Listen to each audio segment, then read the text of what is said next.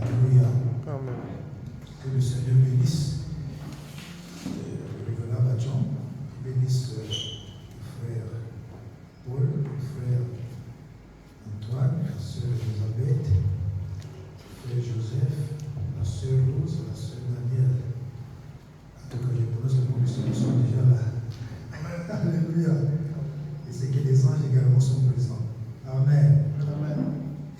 Bien-aimés, nous commençons donc notre première séance de ce mini-séminaire avec pour thème la rencontre avec la puissance pour un ministère efficace et une vie chrétienne épanouie. Alléluia. Amen. Je vais revenir sur les textes d'il y a 2 mercredis. 2 Pierre 2, versets 18 et 19. 2 Pierre 2, versets 18 et 19. Je vais lire, comme ça quelqu'un va ouvrir 1 Corinthiens 7, versets 21 et 23. Et un autre va ouvrir Jean 8, verset 36.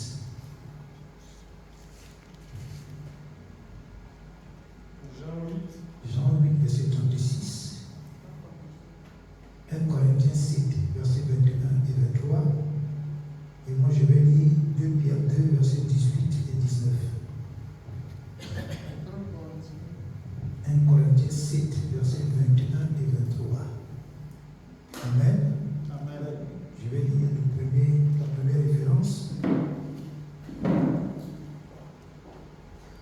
Avec des discours enflés de vanité,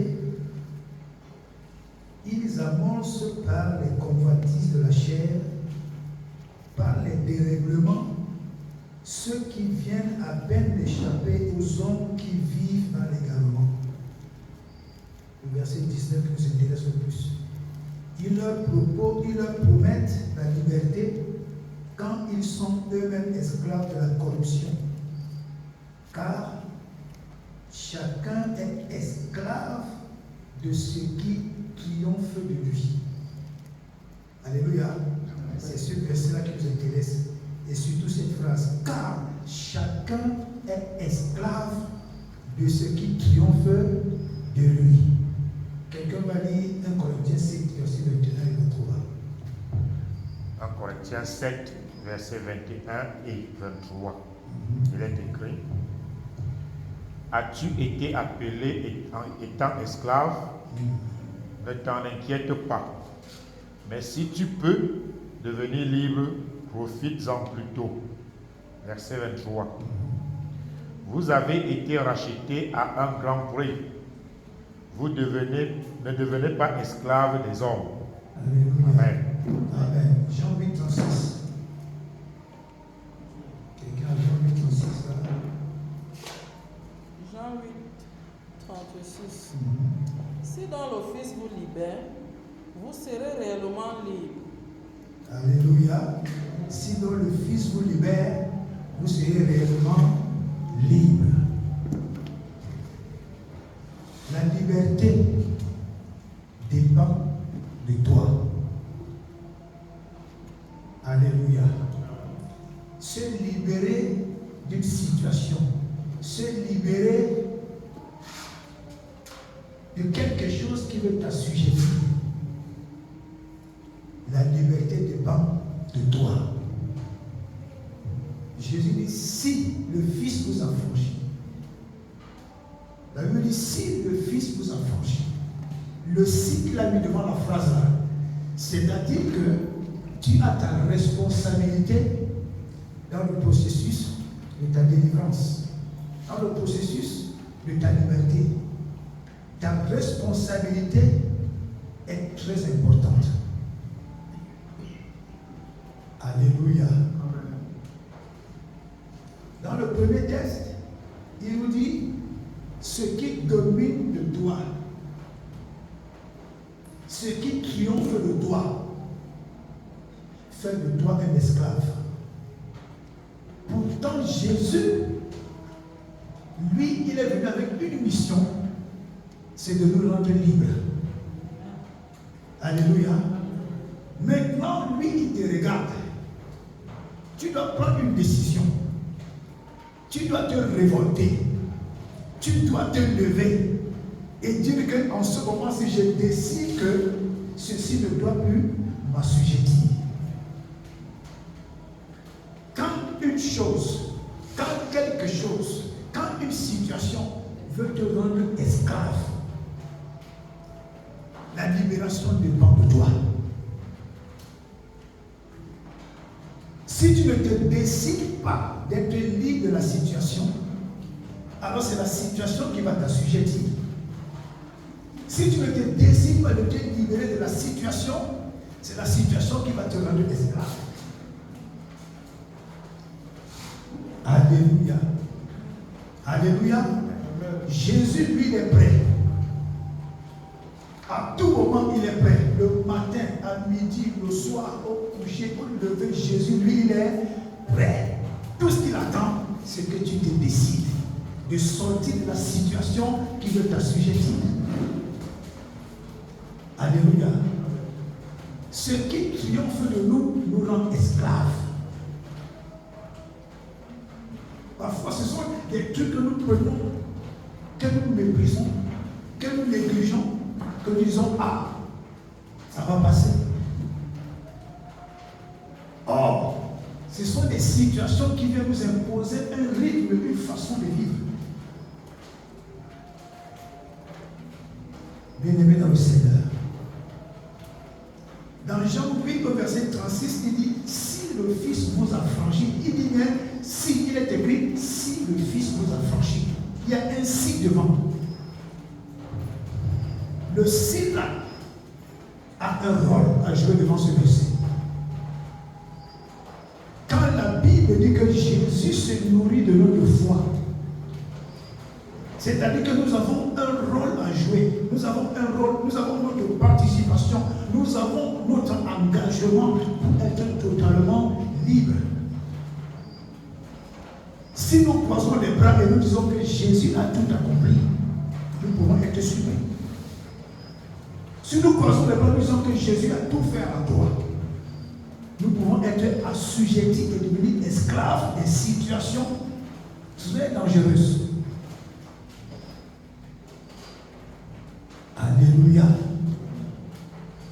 Bien-aimés dans le Seigneur, l'esclavage est quelque chose de très mauvais. Comme je disais il y a 2 mercredis, l'esclavage le plus dangereux, c'est l'esclavage mental.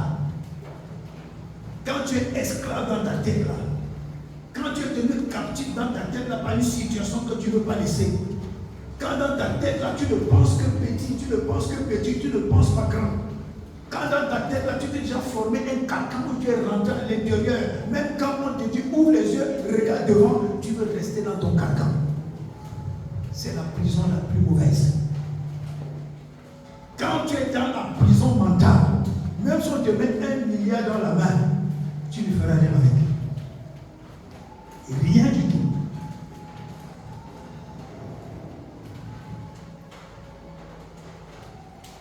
Alléluia. La prison mentale, elle est dangereuse. Très, très, très dangereuse. Frères et sœurs, nous devons prendre conscience et nous devons nous décider d'éviter que nous soyons prisonniers de quelque chose, prisonniers d'une situation, prisonniers d'une manipulation. Nous vivons dans un monde aujourd'hui où on dirait que le démon de la manipulation a été injecté dans l'air.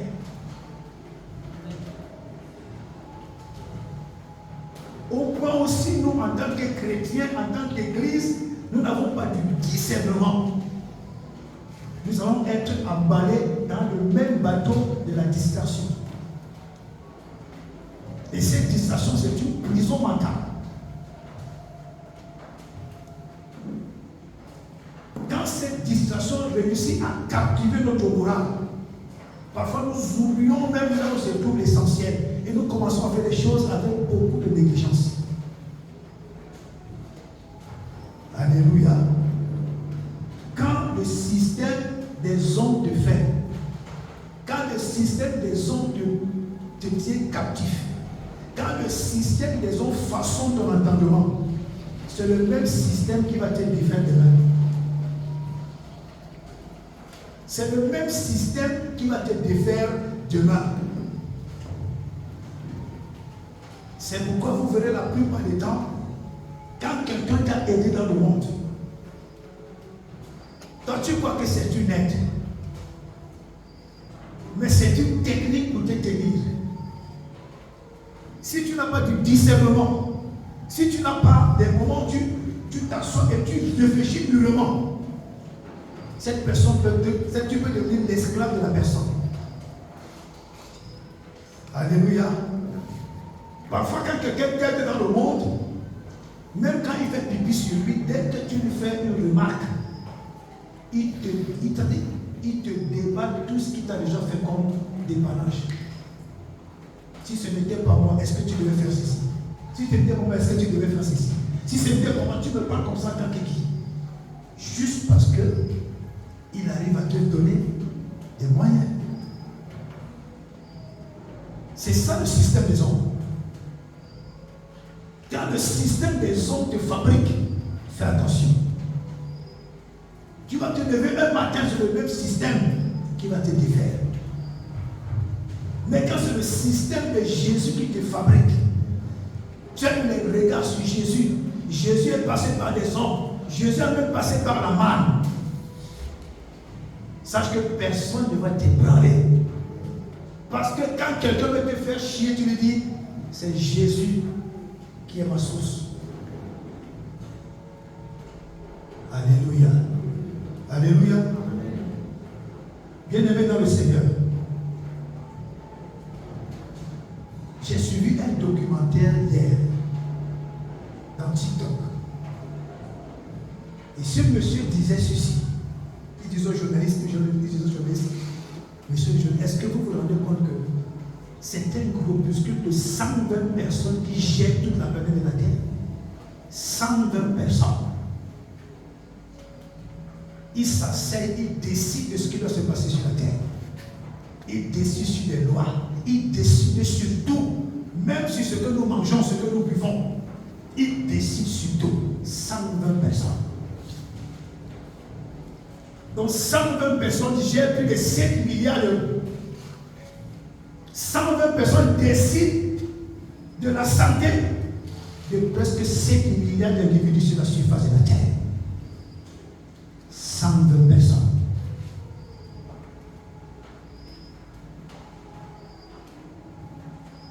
Bien-aimés dans le Seigneur.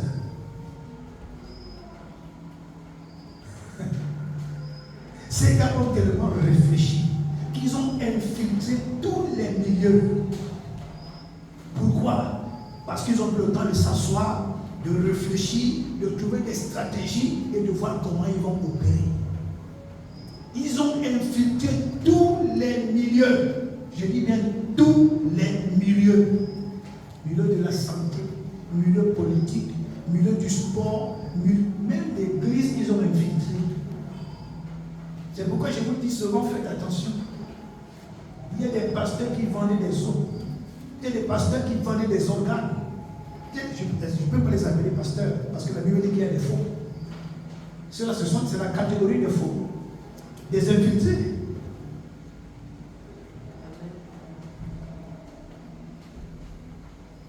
Moi, je fais beaucoup plus confiance à quelqu'un que je connais. Comme je répondais à un gars aujourd'hui, je causais avec un gars de l'Égypte. Je dis que moi, je fais beaucoup plus confiance à un pasteur que je connais. Alléluia. Je fais confiance au prophète Vincent, je fais confiance à Docteur, je fais confiance à Maton, je fais confiance à Ntama, ceux que je connais, je leur fais confiance. Mais ceux que je ne connais pas, quand je vous regarde avec un œil. Parce que des choses qui se passent dans le corps de Christ aujourd'hui, les gars vont infiltrer tous les milieux. Alléluia. Bien-aimé dans le Seigneur. J'étais en train de dire que si tu laisses que des choses te dominent, ces choses vont t'imposer leurs lois. Ces choses vont t'imposer une façon de te comporter. Ces choses vont t'imposer une direction que toi tu ne voudrais même pas. Juste parce que ces choses ont réussi à captiver et à te soumettre.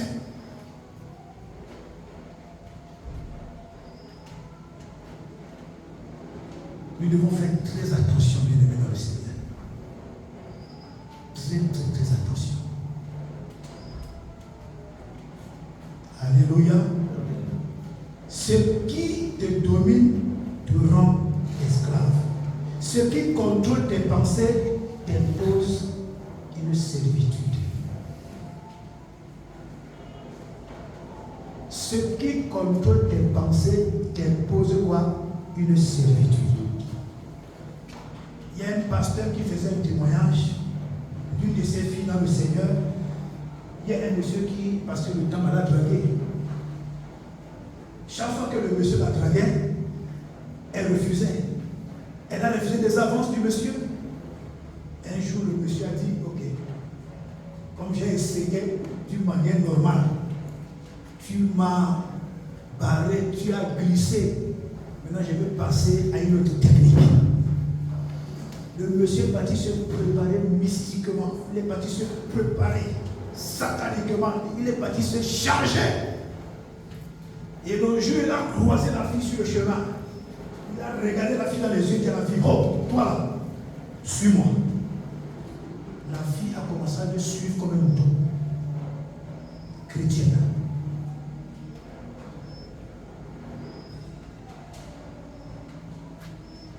Elle est chrétienne. Elle s'est retrouvée dans une chambre d'hôtel contre sa volonté. Elle a fait des choses contre sa volonté. C'est quand tout ça s'est passé qu'elle est devenue normale. C'est le grand frère de Gigi qui a raconté ça. C'est lui qui est pasteur en France. Donc, bien aimé dans le Seigneur, nous devons tout faire pour grandir dans la foi. Nous devons tout faire pour être matures dans le Seigneur. Nous devons avoir une vie de prière sans rigoler. Le monde dans lequel nous marchons ne nous fait pas du cadeau. Si tu joues avec ta marche, si tu blagues avec ta marche, si tu joues avec ta vie chrétienne, le monde dans lequel tu es va t'imposer une façon de vivre.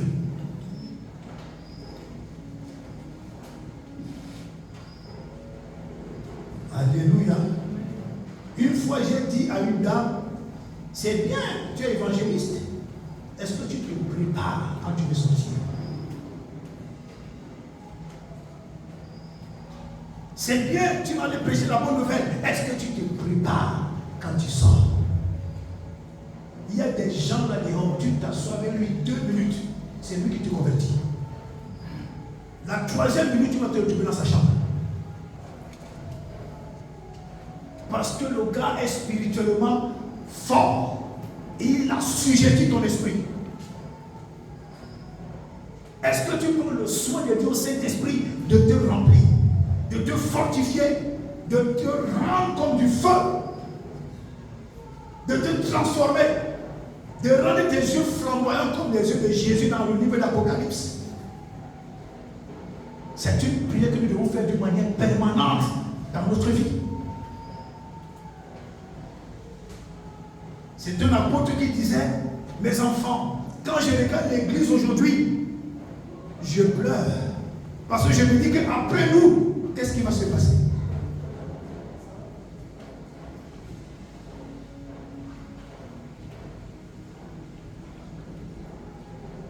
La puissance du Saint-Esprit est primordiale. Le revêtement de la puissance du Saint-Esprit, il n'y a même pas à négocier. Il faut rechercher ça. Alléluia. Ce qui contrôle tes pensées t'impose une servitude. 1 Jean 4, verset 17, quelqu'un va lire. 1 Jean 4, verset 17.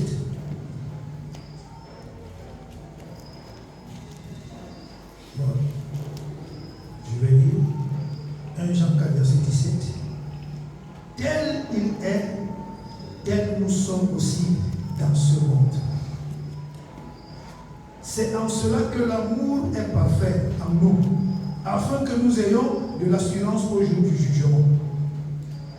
C'est la première partie qui nous intéresse. Tel il est, tel nous sommes aussi dans ce monde.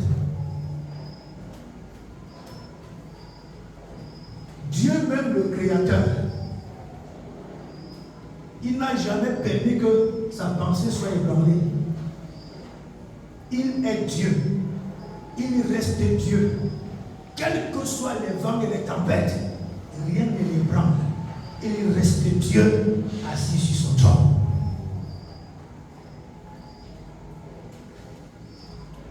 Alléluia.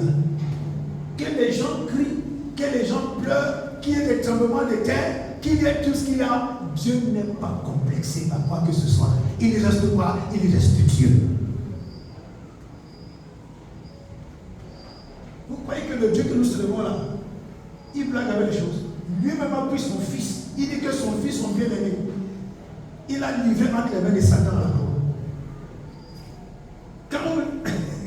Quand Jésus a commencé à crier que Père, pourquoi m'as-tu abandonné? Dieu dit que quoi? Est-ce que je gère le plan? Tu vas gérer ce que Dieu m'a dit chercher. Tu m'as dit que tu peux. Tu m'as dit que Père, encore moi. Maintenant tu commences à m'appeler Père, il y a quoi?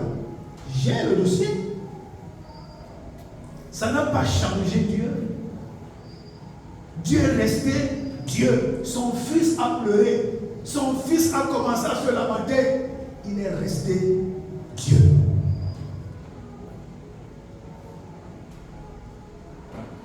C'est ce que j'aimerais que tu comprennes aujourd'hui. Si Dieu dit qu'il t'a fait à son image, selon sa ressemblance, c'est parce que Dieu sait que tu as en toi ses capacités. Alléluia. Les situations viendront, les épreuves viendront, les secousses viendront. Tu vas t'inquiéter, tu vas pleurer, tu vas te lamenter. Mais à la fin, c'est que tu dois épouser le vrai caractère de Dieu. Tu dis, mais attends, quand même, je suis un Dieu. Tu vas t'arrêter. Je ne suis pas le terrain de football de Satan. Je ne suis pas un enfant. Satan vient jouer son diable. Tu vas t'arrêter. Alléluia. Aujourd'hui, nous sommes dans un monde où il y a tellement de mauvaises nouvelles. Quand tu écoutes cette nouvelle-là, si tu n'as pas le cœur en béton, si tu n'as pas le cœur de Dieu, les nouvelles peuvent même te causer la crise cardiaque.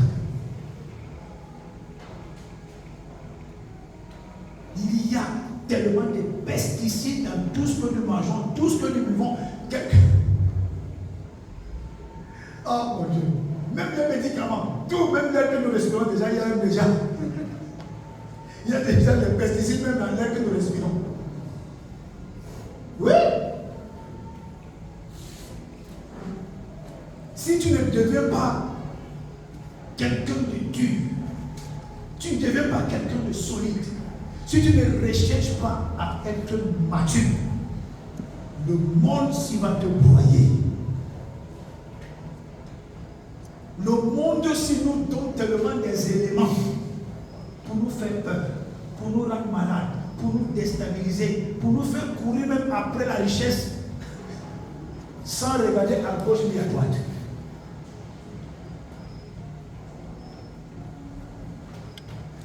Ce qui domine ta pensée va t'assujettir.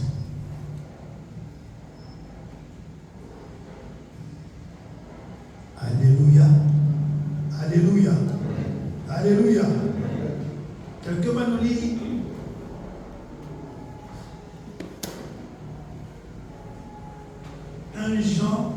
Jean 1, verset 12 et 13.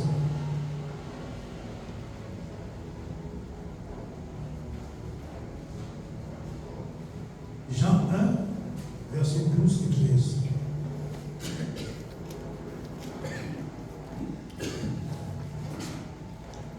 Jean 1, verset 12 ou 13, je lis au nom de Jésus. Amen. Mais à tous ceux qui l'ont reçu, à ceux qui croient en son nom, Elle a donné le pouvoir de devenir des enfants de Dieu, lesquels sont nés, non du sang, ni de la volonté, ni de la chair, ni de la volonté de l'homme, mais de Dieu. Amen. Alléluia, amen. Jean 1, verset 12, 13. Mais à tous ceux qui l'ont reçu, à ceux qui croient en son nom, elle a donné le pouvoir de devenir enfants de Dieu, lesquels sont nés, non du sang, ni de la volonté de la chair, ni de la volonté de l'homme, mais de Dieu. Alléluia. C'est-à-dire qu'on peut naître de deux façons. On peut naître de la volonté de l'homme et on est également de la volonté de Dieu. La volonté de la volonté de Dieu, c'est la naissance dans l'esprit. La nouvelle naissance. Alléluia. Maintenant, la naissance à cause de la volonté de l'homme. Ce sont les naissances qui ont le pouvoir et la puissance, parfois de pouvoir contrôler nos pensées. Contrôler nos pensées. Frère, toute cette Bible est esprit et vie.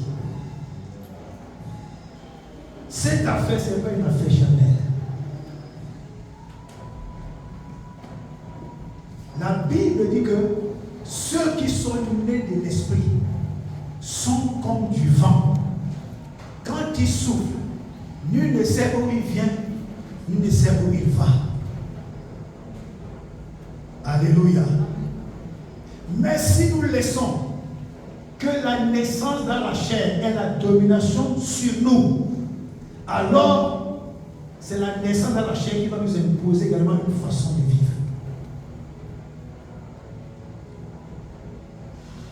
C'est bien d'obéir à ses parents.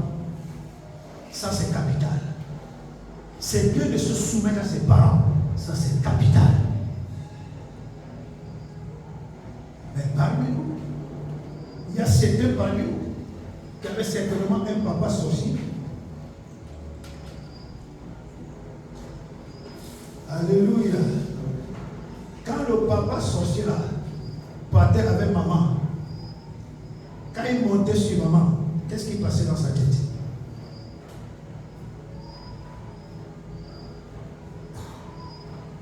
Quand maman avec ta grossesse et que papa sorcier, papa compliqué là, montait sur maman, il disait quoi quand il montait sur ta mère? Je suis en train de fabriquer mon semblable. Il va penser comme moi, il va réfléchir comme moi, il va faire comme moi, il va aller pisser comme moi. Je suis en train de fabriquer mon semblable. C'est pourquoi ne joue pas avec ta foi. Ne joue pas avec ta marche chrétienne. Ce que tu négliges aujourd'hui va te rattraper même dans 5 ans.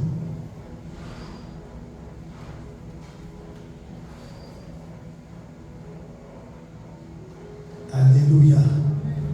Alléluia. Vous voyez, aujourd'hui, nous avons eu et nous avons même, il y a des parents, la naissance dans la chair, la volonté de la chair de l'homme, la naissance de la volonté de l'homme. Un couple n'a pas d'enfant. Tellement ils se sont débattus là.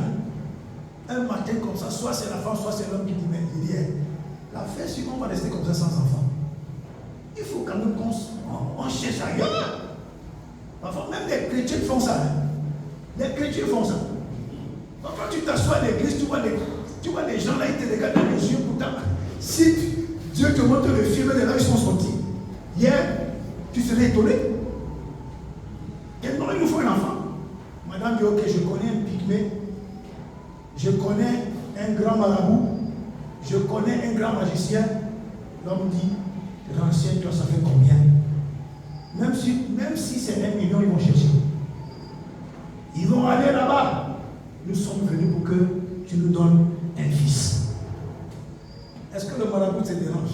Il part dans la banque de Satan. Il dit à Satan, j'ai 2 clients ici. Envoie-moi un enfant, vous voulez un garçon ou une fille? Non, on veut une fille. On veut une fille parce que les filles ont beaucoup de chance. On prend ça, on va dire manger. La prochaine machin là, de la grossesse. Et quand ils vont, l'enfant entre. Il est venu d'où? De la volonté de l'homme. Il est sorti où? D'un coffre-fort satanique. C'est ce genre d'enfant quand vous entendez qu'un enfant a violé sa mère, un enfant a tué sa mère, un enfant a brûlé sa mère. Ce sont des enfants que les gens vont chercher dans les bourses. Un enfant qui est né des parents éduques, mais des parents normaux, ne crie pas sur sa mère, ne crie pas sur son père, ne tue pas sa mère, ne tue pas son père. Alléluia. Nous avons une tribu aujourd'hui dans notre pays, dans ce village-là même. Les papas et les mamans et les enfants, les papas et leurs filles, mais c'est le diable. Ils se mettent à terre. Ils se mettent à terre. Là-bas chez eux, c'est comme ça. C'est pourquoi la tribu là, les gars là, ils tuent. Pour eux, tuer, c'est comme du jeu. Alléluia. Il y a un homme de Dieu qui a raconté une histoire. Qu'une fois dans l'église, il faisait son programme de prière. Il a dit tellement de choses qui ont ébranlé une fille qui était dans la salle. À la fin, la fille est allée dans son bureau. La fille lui dit, papa, je suis venu te voir. La fille a commencé à raconter que vraiment, je ne comprends pas ma vie. Ma vie est compliquée. Ma vie est ceci, ma vie est cela. Enfant de Dieu. Après, l'apôtre lui pose la question, raconte-moi un peu comment est-ce que tu es né, ta naissance, raconte-moi un peu l'origine de ta naissance. La fille lui dit que si je te raconte, toi-même qui es assis là, apôtre, qui est mon père, tu vas prendre peur. L'apôtre lui dit, tu vas prendre peur comment? Dis-moi. La fille dit à l'apôtre, moi, ma mère et mon père sont partis me penser dans une case sacrée, dans une forêt. Ce n'est pas qu'ils sont entrés, ils sont ressortis comme ça. Non, quand ils sont entrés, ma mère est ressortie avec la grossesse. Elle est ressortie avec quoi? Avec ma grossesse. Là, dans la case sacrée. Elle dit dans mon pasteur à l'apôtre que ma grossesse a fait 9 jours. Je suis né. Ma grossesse a fait oui, en 9 jours, exactement, en 9 jours, ma grossesse a été là comme une grossesse de 9 mois. En 9 jours. Donc, ma grossesse n'a pas fait 9 mois. 9 jours. L'apôtre lui dit quoi? Elle dit oui. Le sorcier qui m'a mis dans le ventre de ma mère n'était pas un petit sorcier. 9 jours, je suis né. L'apôtre dit, avait dit oui. Et le dimanche qui suivait, l'apôtre a fait un culte sur le choix du conjoint. Ne choisis pas femme parce que tu as vu son visage briller. Ne choisis pas femme parce qu'elle marche bien, parce qu'elle est stylée, moulée. Ne choisis pas homme parce que tu dis qu'il est mignon. Il peut être le calvaire de ta vie. Elle peut être le calvaire de ta vie. Et c'est comme ça que beaucoup d'enfants de Dieu épousent des démons incarnés. Tu épouses un démon incarné, tu ne sais pas que tu as épousé un démon incarné. Tu as toutes les misères dans le mariage là. Tu as toutes les misères dans ce foyer là. Toute ta vie est arrêtée parce que quoi? Tu as épousé un démon incarné.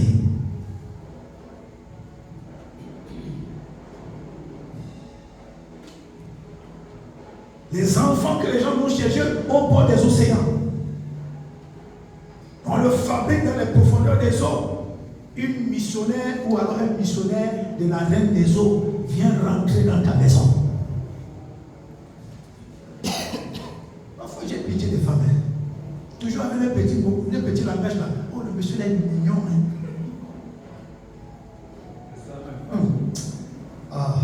Le monsieur là est mignon.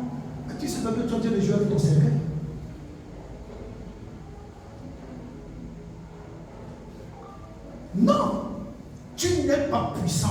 dans le monde sur lequel nous sommes aujourd'hui, tu t'amuses, tu vas périr comme un chien. Tu ne prends pas au sérieux ta vie. Tu t'amuses, tu vas périr comme un chien. Satan ne connaît pas la pitié. La pitié de Satan, c'est quand il t'a déjà tué. Amen.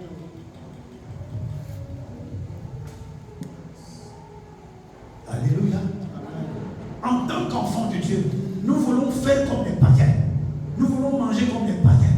Nous voulons parler comme les païens. Nous voulons s'asseoir comme les païens. Nous voulons tout faire comme les païens. Où est la différence entre nous qui appartenons au royaume divin et ceux qui appartiennent au monde des ténèbres? La différence est où? Quand les gens nous regardent, c'est comme s'ils voyaient les païens. Quand les gens nous entendent parler, c'est comme s'ils entendaient parler des païens. Tu t'assois même avec des gens. Ah, c'est bien dire que attends, celui-ci est chrétien. Si c'est chrétien, mais c'est incroyable. Pourquoi? Parce que tu as un mauvais dossier. Alléluia. L'heure est arrivée où nous devons mener une profonde vie de consécration. J'ai dit de consécration. J'ai fait 5 ans en Égypte. Les gens m'ont invité dans les mariages, dans les anniversaires, même à la fête du 20 mai à l'ambassade. Je ne suis jamais parti. Un jour, ma femme me dit, mais mon chéri, tu es compliqué. Je dis que je ne suis pas compliqué, c'est qu'il y a des choses qui ne sont plus des priorités pour moi. Amen. Alléluia. J'ai dit à mon épouse, j'ai dit, comment je peux être en paix quand je n'ai pas encore de maison? Comment je peux être en paix quand je n'ai pas encore un compte bancaire? Comment je peux être en paix quand je ne suis pas encore stable dans ma tête? Comment je peux être en paix, rire, même blaguer, quand je sais que les choses ne vont pas comme je veux? Je vais aller faire par l'anniversaire. Et puis je vais aller là-bas, on met la musique avec les Kenyans, les Soudanaises. Là, une femme est venue me coller. Vous allez filmer, vous envoyez dans Facebook.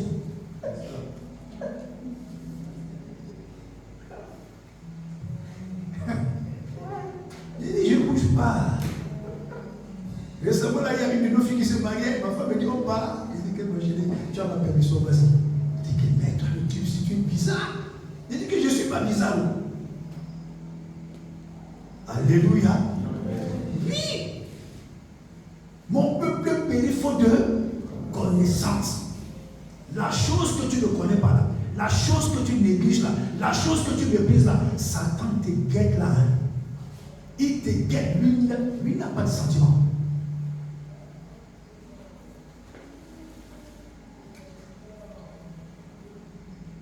Payons le prix pour notre salut. Payons le prix pour notre foi. Payons le prix pour notre maturité spirituelle. Payons le prix pour notre gloire. Il y a un prix à payer. Regardez dans le monde aujourd'hui, les nations, les pays se respectent. Pourquoi? Tout se parle en rapport de force. Tout se parle en rapport de force. Quand je sais que la nation Antoine a l'arme nucléaire,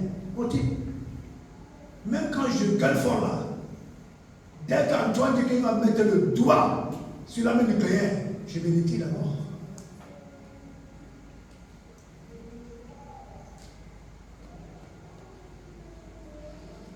Je disais à quelqu'un, mais je dis, vous gueulez trop fort là, on va chasser les blancs de chez nous. Nous allons chasser les blancs, vous allez partir.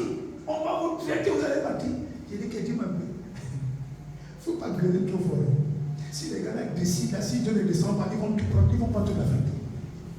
On n'a rien. Ils sont même trop gentils. Jusqu'à présent, ils ne sont même pas trop gentils, mais c'est parce que c'est le bras de Dieu qui les empêche de faire certaines choses.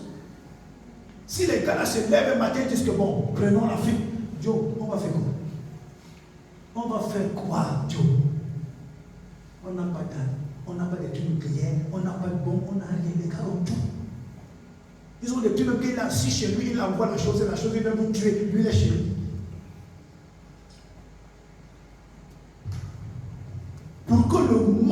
ténèbres te respectent, il faut que tu sois puissant. Pour que le petit sorcier de ton quartier, pour que le petit sorcier de ton village, pour que les entités spirituelles qui gèrent les villes, les quartiers où tu habites, te respectent, tu dois être puissant. C'est pourquoi Dieu dit le psaume 82, j'ordonne, je crois 69, 82, j'ordonne que tu sois puissant. J'ordonne. Je ne te demande pas ton avis. Quand le Seigneur dit que j'ordonne que tu sois puissant, c'est parce qu'il sait que c'est impératif.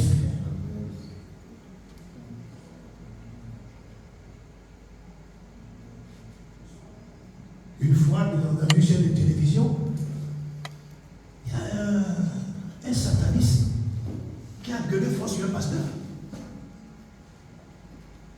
A gueulé fort sur un pasteur, il dit que quand je te regarde, tu es vide. Hey! Un marabout qui dit à un pasteur en direct que quand je te regarde là, tu es vide. Quand je te regarde, tu es comment? Tu es vide. Hey, à savoir, quelle honte. Quelle honte.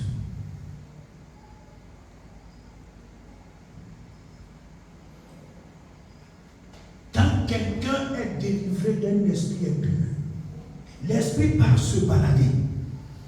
Il vient de temps en temps guetter la maison là où il avait été chassé. Et que c'est ici que moi, j'ai duré en location. Je ne vais nulle part. Je vais rôder là. Le jour où il regarde, il sent que dans cette maison-là, il n'y a plus de lumière divine. Le feu qui avait dedans cet état, il court. Il va dans le royaume des ténèbres.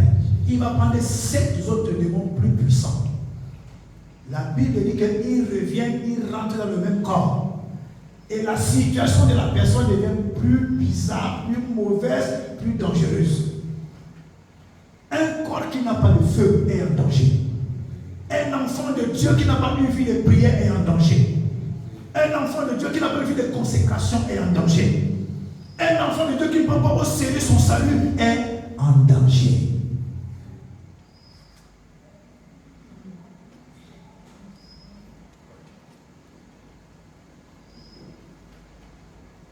Alléluia. Frères et sœurs, combien de chrétiens sont morts dans la misère avec la Bible à main? Combien d'hommes de Dieu sont morts dans la misère avec la Bible à main?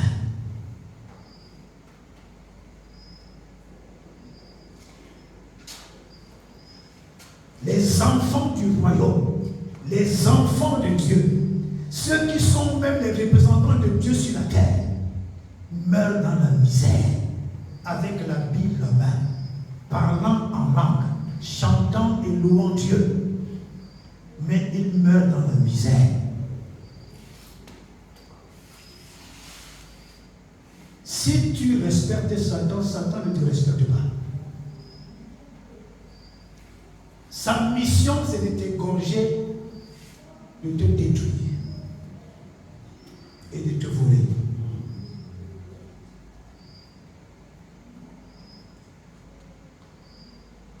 Comment est-ce possible que ceux qui ressemblent à Dieu meurent dans la misère?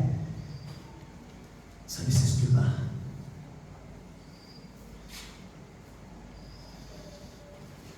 La puissance respecte la puissance.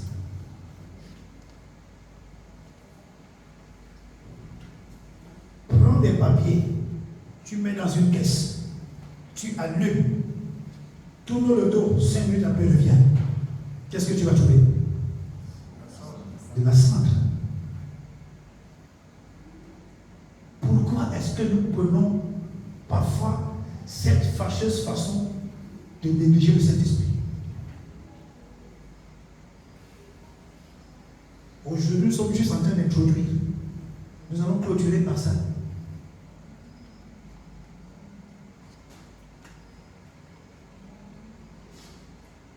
Alléluia.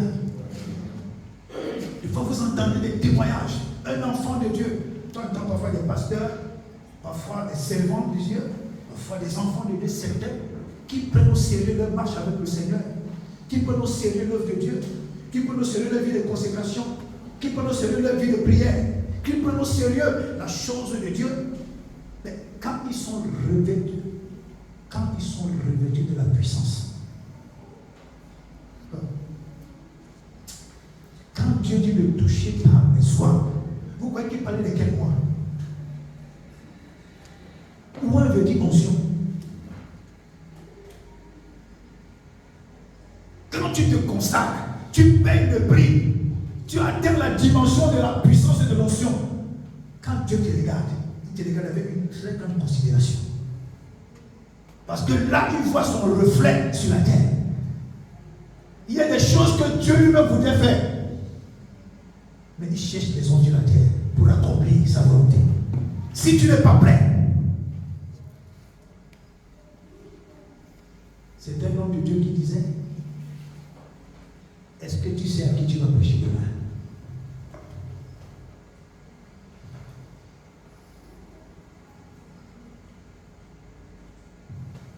Est-ce que tu sais à qui tu vas prêcher demain?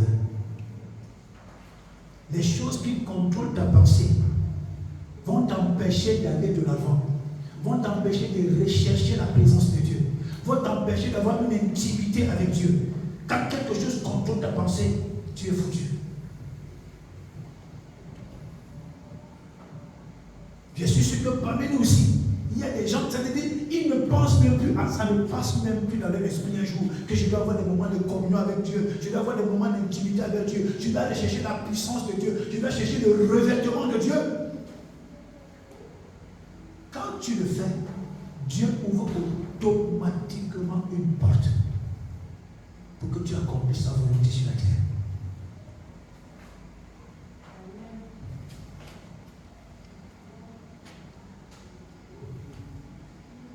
Je vous dis la vérité, frère. Je causais la semaine passée avec le pasteur Bachon, je lui ai dit que frère, Bachon, tu sais comment je vis? Il me dit, mon grand frère, je lui dis que vous me dites, quand je me tiens ici, je commence à prier. Quand je prends une semaine de prière intense, la semaine qui suit là, c'est comme si Dieu s'est levé là, commencé à pisser dans les gens.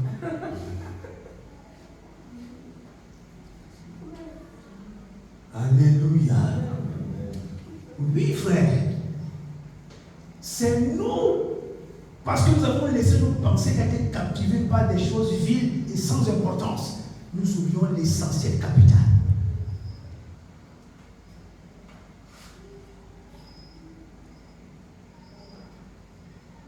Deux fois, ma femme elle me dit que mon mari, tu fais comment? Pour que ma femme comprenne que je suis pleinement au service de Dieu, c'était pas facile. C'était pas facile. Si tu épouses une femme qui ne comprend pas que tu es une esclave de Dieu, tu vas gérer Dieu aussi. Hein? Tu vas gérer son cœur et tu gères Dieu.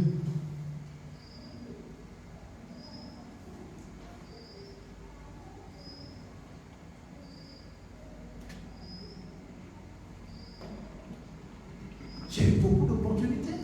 Je suis allé dans les endroits où on te dit, bon, à la fin du stage, c'est embauche directe. C'est embauche quoi? Direct. On fait le stage.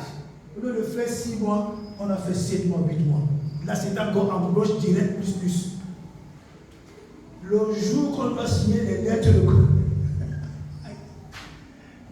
Dieu, j'étais sur le coin. Qu'est-ce que j'ai fait à Dieu? Mais c'est moi qui est allé chercher des clous pour qu'on coupe le pied de Jésus, je ne sais pas.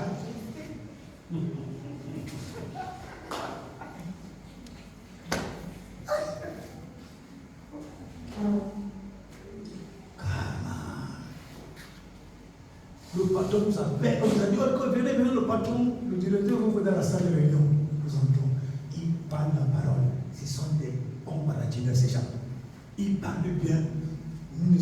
Nous étions ceux qui vont clôturer par la signature des contrats. Le gars nous a baratinés, il nous a endormis. moi je vais seulement attendre les signatures de contrat.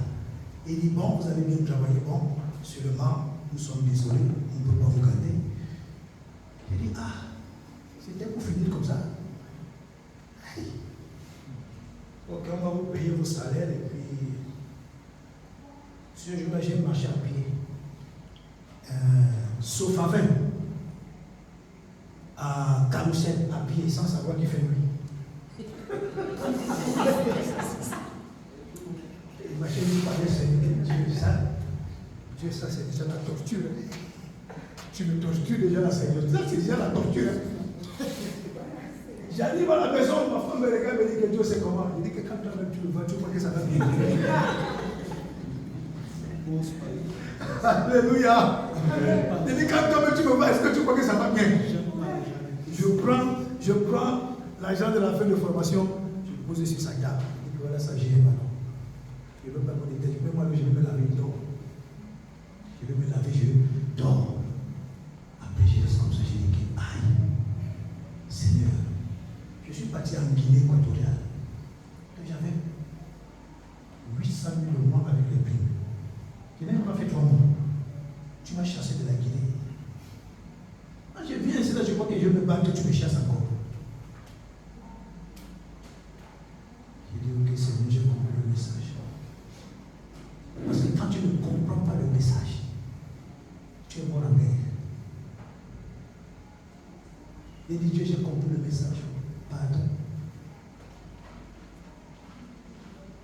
Alléluia. Amen. S'il y a une chose que je ne donne pas d'espace, c'est que quelqu'un contrôle ma pensée. Même si tu es multimilliardaire en dollars, je te salue, je te respecte en tant qu'être humain. Mais dès que je constate que tu veux manipuler ma pensée, je tourne mon dos, je fiche le camp. Je ne suis pas ton esclave, je suis l'esclave du roi des rois. Alléluia. Amen. Dieu a des plans avec toi que toi-même tu ne connais même pas ces plans. Dans la suite de l'enseignement, mercredi prochain, c'est bon, nous allons aborder ça. Mais je profite de vous raconter l'histoire. C'était dans les années 1900 aux États-Unis.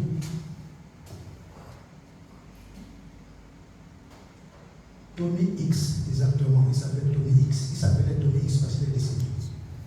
Un jour, il se lève comme ça. Il n'était pas pasteur. Il n'était pas serviteur. Mais il servait Dieu avec son cœur. Il aimait les choses de Dieu. Un jour, il se lève, il se révolte. La révolte a commencé où? Là-dedans. Il dit à Dieu que ça ne peut pas se passer comme ça. Je ne suis pas n'importe qui. Je ne suis pas n'importe qui. Ça va s'arrêter. Il faut que je fasse quelque chose. Dieu, avec moi, tu dois faire quelque chose de grand. Amen. Il a pris 45 jours dans la maison, jeûne et prière. Il n'avait que de l'eau, pas de nourriture. Les premiers 45 jours sont passés. Dieu n'a pas répondu. Il est sorti les premiers 45 jours. Il a encore mangé un peu. Il a bu de l'eau. Il a pris de force. Il est reparti encore 45 jours. Là, le ciel ne s'est pas ouvert. Il est ressorti. Il a encore mangé la lèvre. Il est reparti encore pour un troisième 45 jours. C'est dans le troisième 45 jours là que le ciel s'est ouvert. Un ange de Dieu lui est apparu. Et lui dit, je m'appelle pluie de guérison. J'ai été envoyé par Dieu. Je vais rester attaché à ta vie jusqu'à la fin de tes jours. Dès que l'ange lui dit, l'ange dit, tu vas te lever. Tu vas partir en Argentine. Tu vas raconter Juan Pedro. Lui, il ne savait pas qu'il s'appelait Juan Pedro. Il prend ses pieds, il arrive en Argentine. Il commence à se renseigner. Qui s'appelle Juan Pedro? On lui dit, mais c'est le président de la République de l'Argentine. Il dit, on dit que oui, c'est le président, mon gars, c'est le big boss. Où se trouve la présidence? On indique la direction. Il arrive à la présidence, il trouve le gars du corps. Il dit au gars du corps, je veux voir le big boss, le président. Le gars du corps lui dit qu'il attend. Il dit, toi tu veux voir le président, toi tu es même qui? Il dit que Dieu m'envoie pour guérir l'Argentine. pour guérir l'économie, pour guérir la vie, pour guérir les peuples, pour guérir. Dieu m'envoie. Le gardien du corps lui dit, quand tu dis que Dieu t'envoie, moi que tu vois là, j'ai le diabète, j'ai l'hypertension, j'ai beaucoup de maladies. Comme c'est Dieu qui t'envoie, guéris-moi d'abord avant que je vois comment je vais te trouver l'audience auprès du président. Alléluia. Tommy Hicks me dit, lève la main. Dès qu'il lève la main, Tommy dit, puissance de Dieu. Il est tombé, boum. Quand il s'est relevé, toutes les maladies ont disparu de son corps. Amen. Il dit à Tommy Hicks que, maintenant je crois que c'est Dieu qui t'a envoyé. Vas-y, reviens demain. Je vais voir le big boss, je vais arranger une rencontre. Alléluia. Il revient le lendemain. Le monsieur l'a chez le big boss, le président. Il entre dans le bureau du président. Il dit au président, Dieu m'a envoyé pour venir guérir l'Argentine. Le président lui dit que on dit qu'on ne pêche pas l'évangile. Moi j'ai interdit l'évangile ici. Je suis anti-évangile. Il dit non, c'est Dieu qui m'a envoyé, je vais seulement prêcher. Pendant que le président dit non, le président dit ok, tu vois mon visage, tu vois mon corps, je suis atteint du cancer. C'est pourquoi tu ne verras jamais mon visage dans une télévision. Comme tu dis que c'est Dieu qui t'a envoyé, guéris-moi du cancer d'abord. Je te donne les 2 semaines que tu as demandé.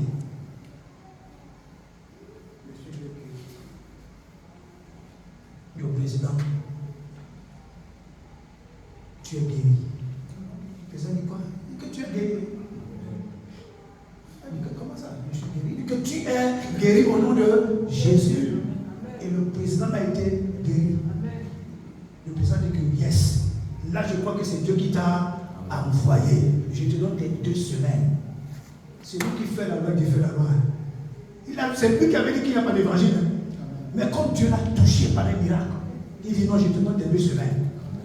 Le gars a prêché l'évangile en Argentine pendant les 2 semaines. L'ange que Dieu avait envoyé, qui s'appelle pluie de guérison, les guérisons étaient extraordinaires.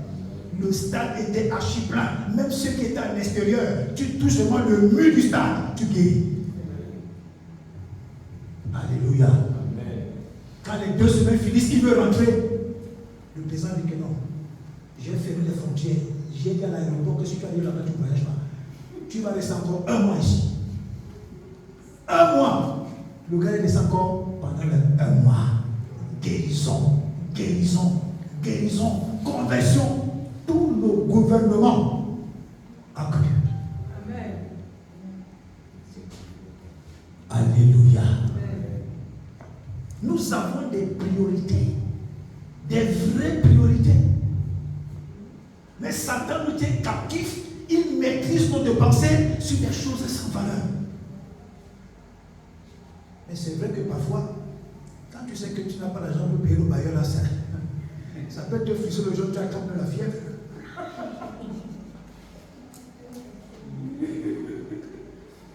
Oui, ce sont des choses comme ça qui viennent nous paralyser, des choses comme ça qui viennent captiver notre pensée, des choses comme ça qui viennent nous soumettre.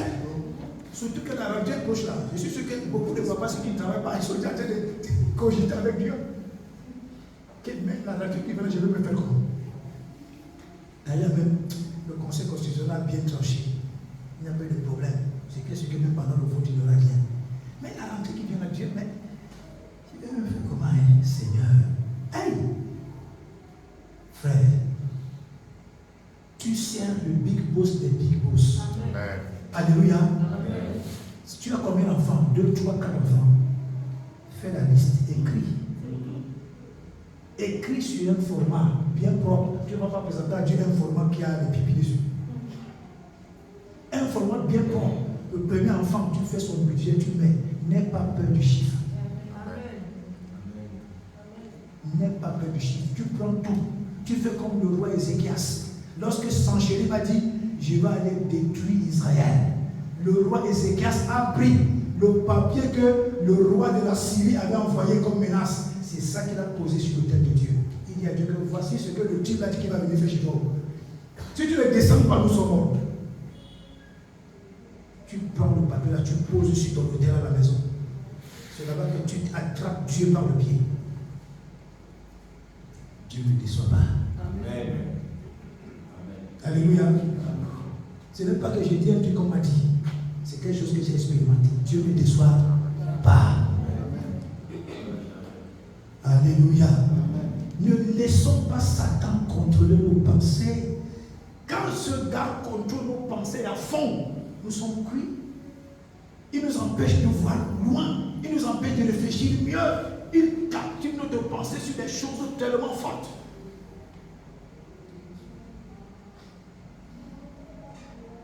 Moi, je veux que parmi nous, on commence à compter des milliardaires. Amen. Alléluia. Amen. Donc, quelqu'un disait, tu peux avoir ton l'onction si tu n'as pas l'argent. Même l'onction va finir par commencer par t'insulter toi-même. Oui. Parmi nous, il faut des gens qui ont beaucoup d'argent. Amen.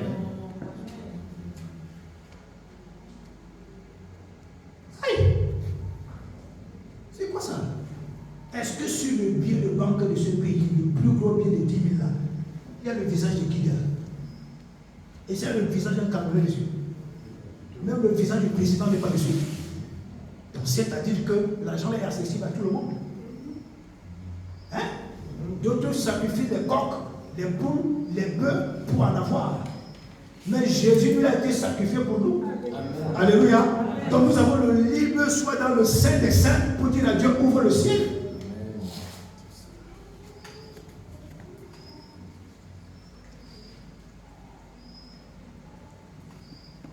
Alléluia. Ne laisse pas tes pensées entre les mains de Satan. Alléluia.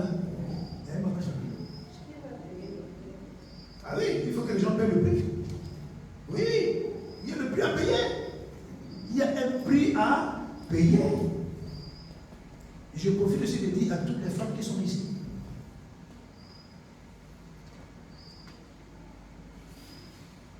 Les femmes qui vous baladez tout là. Parfois, quand vous avez vos menstrues là, c'est comme si vous devenez bête dans vos têtes.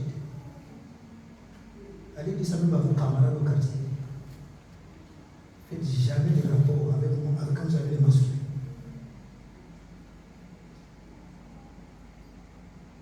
Quand c'est encore ton mari, mettez même le préservatif. Mais un inconnu, tu vas faire l'amour avec lui pendant que tu es en période de menstrues. Mais tu as livré toute ta vie. Tu lui as donné toute ta vie. Il est en contact direct avec ta vie. Il est en contact direct avec ton âme. Pendant qu'il s'amuse avec toi, tu ne sais pas ce qu'il est en train de faire comme incantation. Tu ne sais pas ce qu'il est en train de désirer, tu ne sais pas ce qu'il est en train de dire. Et tout ce qu'il dit en contact direct avec ton âme, il te détruit.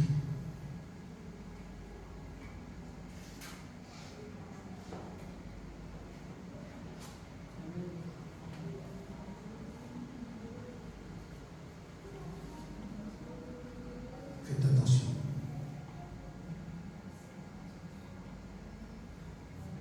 Alléluia. Amen. Bien-aimés dans le Seigneur, nous continuons.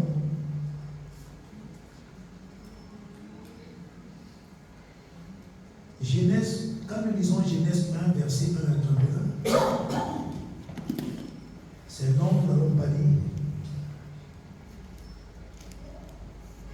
Dieu, avant de créer le monde dans lequel nous sommes, Dieu s'est d'abord assis. Dieu a réfléchi. Dieu a médité. Dieu a fait un planning. Dieu ne s'est pas levé un matin comme ça et dit okay, que la terre soit et la terre fut. Il a d'abord réfléchi d'une manière chronologique. Je vais commencer par la terre. Au fur et à mesure, la terre, l'eau, les animaux. Après, je vais finir par l'homme. Dieu a réfléchi avant de faire quelque chose. Dieu a médité avant de faire quelque chose. Dieu a fait travailler sa tête avant de faire quelque chose. Dieu a fait travailler ses méninges avant de faire quelque chose. Dieu a fait travailler sa ciboule avant de créer.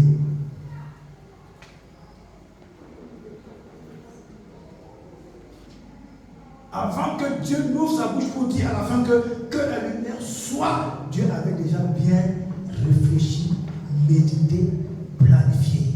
Il a commencé à appeler chaque chose en son nom selon qu'il avait tout planifié. Mais parfois, nous, enfants de Dieu, nos cerveaux sont tellement touffus, comme les côtes minutes, les pop-corn.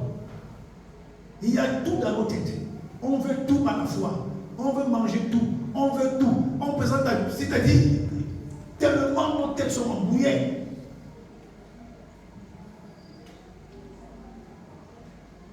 Ça, c'est pas bien. On traite les dossiers au cas par cas. Alléluia. Parlons donc du contrôle de la pensée, frères et sœurs.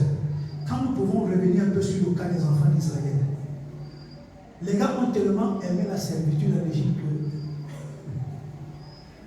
la servitude est devenue pour eux comme le petit déjeuner. Ça ne les faisait plus mal. Ils ont tellement pleuré qu'ils ont dit que bon, maintenant, Awel, Adai. Le jour où le libérateur viendra, gloire à Dieu. S'il ne vient plus, c'est toujours bien. Parce que la servitude, s'il nous fait déjà du bien. Dieu descend. Dieu passe par Moïse. Dieu s'investit en Moïse. Dieu fait tellement de choses. Il met toute l'Égypte dans une misère. Il met toute l'Égypte dans un jugement divin. Il fait sortir son peuple. Les gars en chemin maintenant, ils commencent à cause de l'eau et de la nourriture. Certains disent que c'était mieux qu'il reste en Égypte. Ils disent à Moïse, c'était mieux que Dieu nous laisse en Égypte là-bas. On se sentait bien là-bas avec les concombres, avec les poissons. Nous, on se sentait bien là-bas avec les sortes. Tu nous as amené dans ton histoire, Dieu t'a envoyé, maintenant on met le fameux au désert. Hey, il faut éviter, frère, que ton cerveau s'habitue à la misère du contentement. Si ton cerveau s'habitue à la misère du contentement, c'est-à-dire que tu es tellement content sur les petites choses que tu as, tu ne penses plus grandes choses. Il faut sortir de là.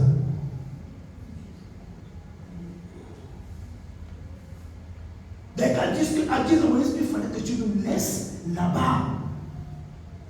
Nous, on était bien avec la nourriture. On mangeait Dieu, c'est vrai qu'on souffrait, on pleurait, mais on mangeait Dieu. Tu nous amènes dans une histoire, Dieu t'a envoyé, maintenant nous mangeons la mâte. Non, ça c'est bon comme ça là.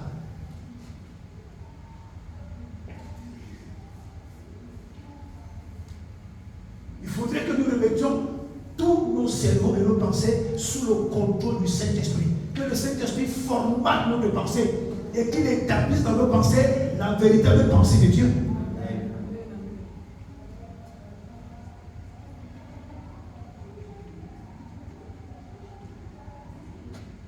La prison mentale, elle est dangereuse.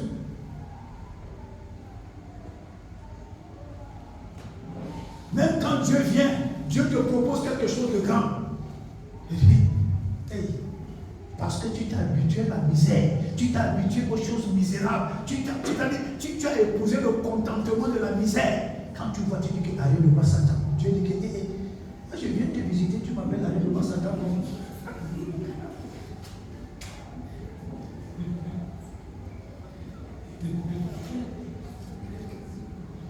C'est-à-dire quand tout le corps, l'esprit, l'âme, le corps, la pensée ont déjà épousé la misère, le contentement de la misère.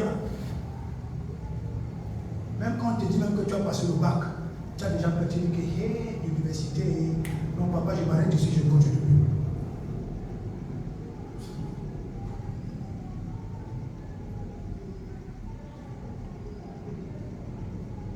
Quel est ce peuple qui appartient au Tout-Puissant, mais qui dit à cause de la famine à Moïse que c'était mieux que Dieu nous laisse dans la servitude en Égypte? Hey!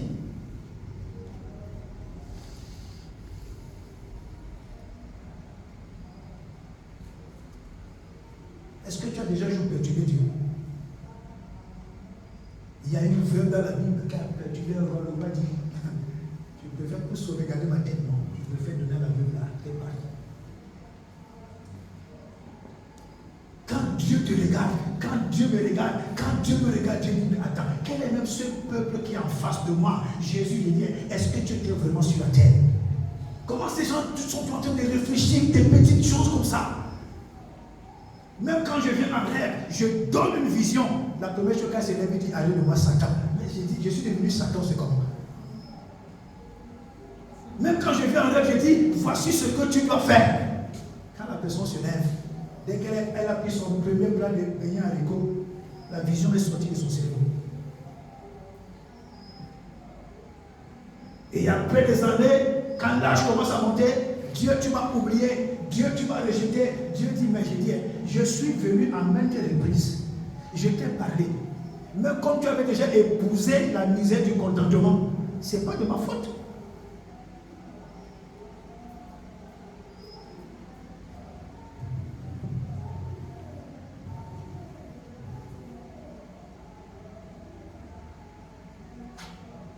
Il y a une caste en Israël, les rabbins et toute leur famille. C'est qu'elles naissent avec quelque chose dans l'esprit. La pauvreté ne va jamais s'attacher à la vie.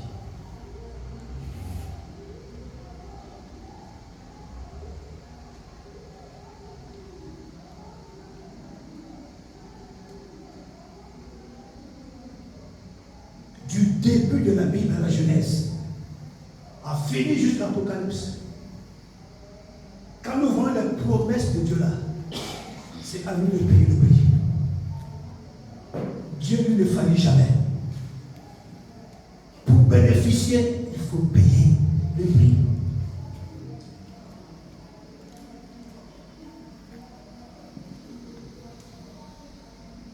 Vous vous souvenez, il y a un dimanche où j'ai dit, moi je ne regarde que le football. Même si c'est mon père qui est capitaine. Il ne regarde pas.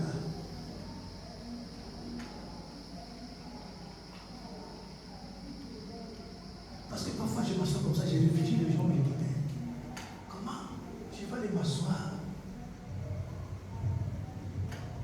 Je vais regarder, je vais crier, je vais applaudir. Après quand j'attends le mot de tête, c'est moi encore qui va jeter le paracétamol. J'applaudis quelqu'un qui a déjà pris ses 20 millions d'habits dans sa banque. Est-ce que ma tête est normale?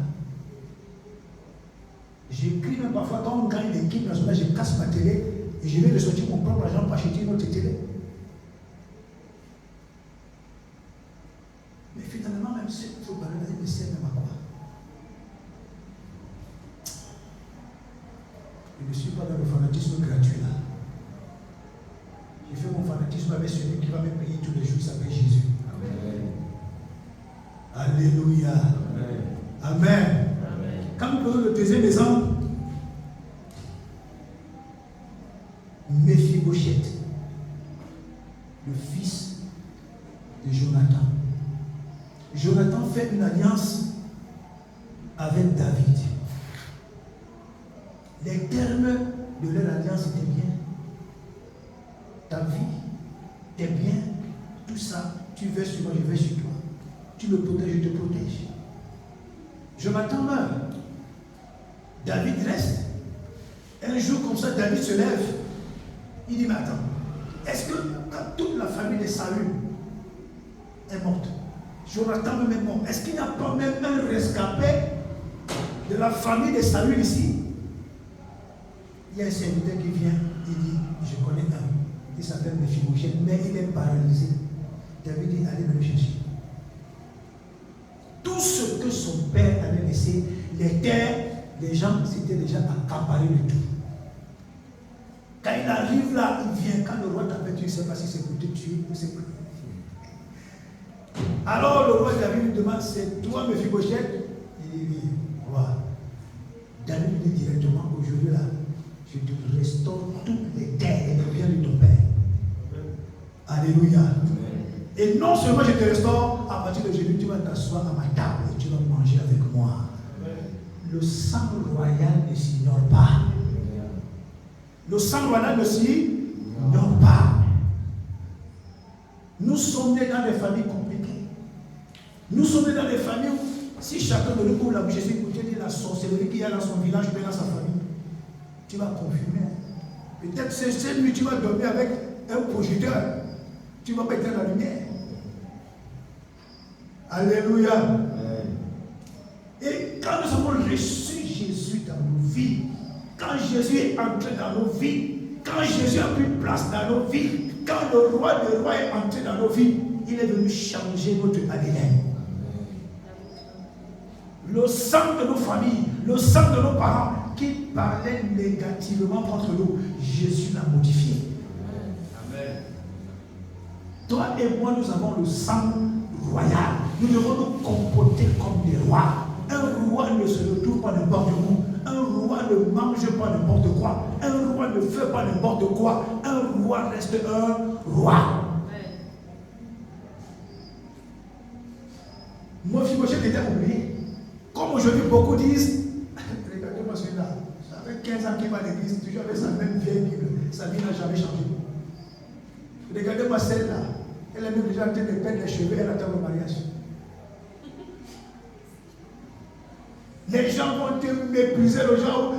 Quand tu marches et tu sens que la honte est en train de te toucher le dos. Mais il y a un temps, il y a une heure, comme cela s'est passé avec Mephibosheth. Il ne savait pas que ce jour, la lumière devait briller sur sa tête. Amen. Alléluia. Amen. Hey, je dis souvent je devais même bien l'appeler maman. En tout cas, c'est ma mère, c'est ma femme. Je lui dis souvent que ma chérie, dans ma tête, j'ai atteint un niveau avec Jésus que je ne peux même plus permettre que quelqu'un me ramène en bas.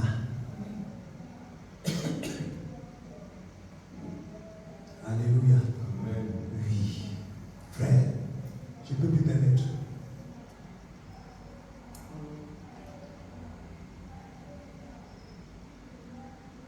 Paye le prix.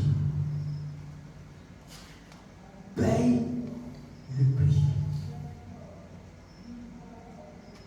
Révolte-toi là-dedans. Tout par là. Révolte-toi là dans la tête. Aujourd'hui, nous plantons juste le décor.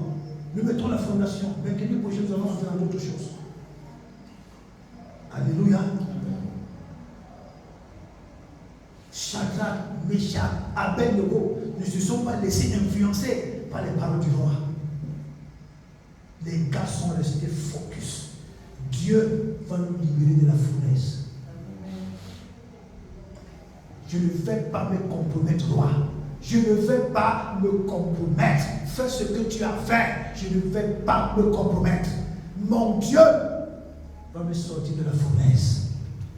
Les gars ne se sont pas laissés.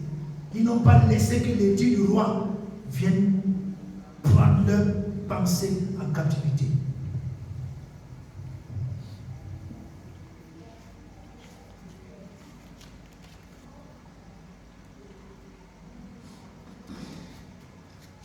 Frère, je disais à quelqu'un depuis que je suis né, je connais respecter mes amis. Je connais respecter l'être humain. Mais je ne me suis jamais laissé intimider. Même à l'époque là, on avait des grands frères dans le quartier qui avaient des moyens. Il voulait toujours que les gens courent. Les gens se mettent sous leurs pieds. Les gens commencent à leur donner des éloges. Je n'avais jamais fait ça.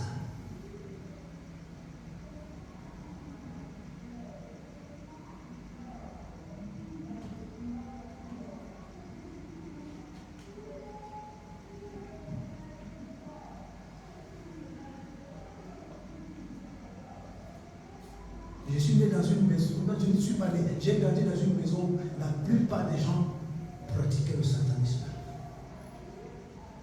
Quand j'ai voulu jouer à Douala ici, ma mère m'a dit, tu vas aller fréquenter à Brousse. J'ai dit à ma maman que je vais me suicider. Tu m'envoies là-bas, je vais me suicider, je te jure. Et la réponse de ma mère qui m'a fait froid d'eau, papa avec ça. Ma mère m'a dit, fils, suicide-toi, je vais t'enterrer. Aïe! Il a dit là, la mère a fini au carreau. Je suis descendu. dans ce village, je ne vais pas citer le nom. À une période, la magie, c'est là-bas que j'ai cru que la magie existe. Je n'avais jamais. Tu pouvais me taper. Je ne crois pas que la magie existe. Je crois que Dieu voulait que j'y aille parce qu'il savait que je devais devenir pasteur. La magie que j'ai vue dans ce village, la magie que j'ai vue à cet endroit-là, j'ai respecté la magie. Mais à un moment, je vois ces gens-là, je dis que moi, si vous ne me prenez pas dedans, il faut aussi m'inscrire, non? Parce que là-bas, c'était la mode. Je dis que je vais m'inscrire. Et quand ils me regardent comme ça, et quand ils me gèrent même pas, il dit que mais comment vous me traitez comme ça? Je vais faire quelque chose comme vous, vous ne me regardez même pas. Les gars m'ont zappé. Ah, que Seigneur, ça c'est quelquefois ça. Les jeunes viennent, on les prend même moi. Et puis que je demande, ils ne vont même pas gérer. Bon, c'est pas grave. J'arrive à Douala. J'avais un ami, père à son âme. Il avait un de ses amis qui avait officié au 12e temple à la Rose-Croix. Et alors on part là-bas. J'ai dit, mon ami m'a dit, il faut quand même qu'on fasse la fête sur. Il faut qu'on découvre ce qu'il y a dedans. On prend le pied, on va chez lui. On arrive chez lui. On s'assoit. Il commence à causer avec son ami. Après, mon ami a dit qu'on veut aussi rentrer dans les choses que tu fais là. Le monsieur nous a regardé, il a ri. Il dit, ok, rentrez, revenez dans 3 jours. Alléluia. Rentrez, revenez comment? Dans 3 jours. Nous sommes dans 3 jours. On était galvanisés. Quand même, on va quand même découvrir quand même ce que c'est que la Rose-Croix. Ah, comment? C'est la mode. Arrivé, on s'assoit. On cause de tout et de rien. Après, il regarde mon ami là, il dit que toi, tu ne peux pas faire ces affaires. Tu es une femme. Laisse tomber. Après, il me dit que toi, ne touche jamais à la magie. Tu dis quoi? Il dit ne touche jamais à la magie. Ce que tu es, tu ne connais pas qui tu es. Ne touche jamais à la magie. Jusqu'aujourd'hui, je pense à ça. Je dis, donc Dieu, tu t'es tenu à ma faveur. Tu n'as même pas permis, même quand je ne te connaissais pas, tu n'as pas permis que je fasse un faux pas. Parce que tu savais que quand le temps viendra et que je suis dedans, Satan aura la force et la capacité de me réclamer. Mais tu as barré tout ce chemin parce que tu voulais que ma parole soit puissante contre le royaume des ténèbres. C'est pourquoi je hais le diable. Je hais tout ce qui appartient au diable. Je hais même la respiration du diable. Je hais même le bonjour du diable.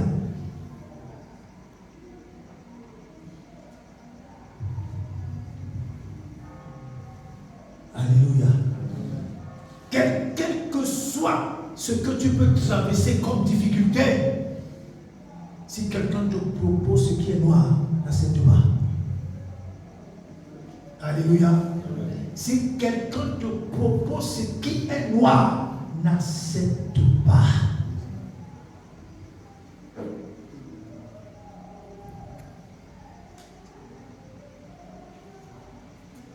Je vais clôturer par là. Moi, je tue les sorciers. Il refusait la conversion. Oui, je tue les sorciers. Je vous dis ça.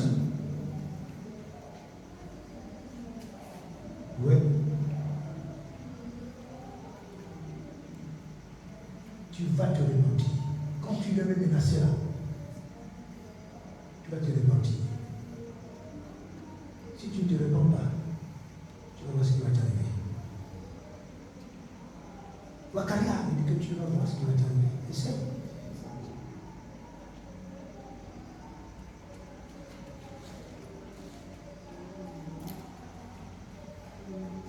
Alléluia. Amen. Amen. Amen. Donc, bien aimés dans le Seigneur, c'était l'introduction aujourd'hui. Et nous croyons que le mercredi prochain, nous allons entrer dans des choses beaucoup plus, beaucoup plus sucrées. Alléluia. Que le Seigneur te bénisse.